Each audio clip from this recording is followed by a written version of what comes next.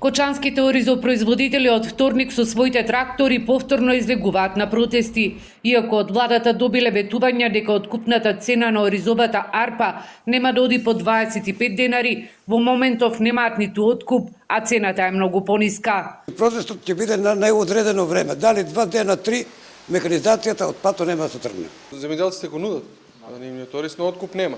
Има само, мислам дека во Кочани, Левиди Агро откуп, а останатите не вршат откуп.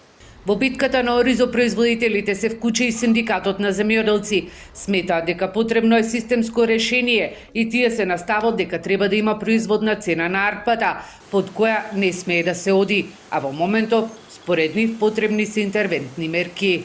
Итна исплата на основните субвенции, значи до крајот на месец октомври да се изврши целосна исплата на основните субвенции, во меѓувреме да се преговара околу она што значи дефинирање на откупни цени, на начинот на вршење на откуп. 40% од ланската реколта стои во амбарите, жетвата на новата е во тек. Оризопроизводителите велат дека дождот им прави проблеми, но и ќе влие на квалитетот. Во Кочанско Подорис има околу 4000 хектари, но поради лошата цена со години, нивите се напуштаат, а младите се иселуваат.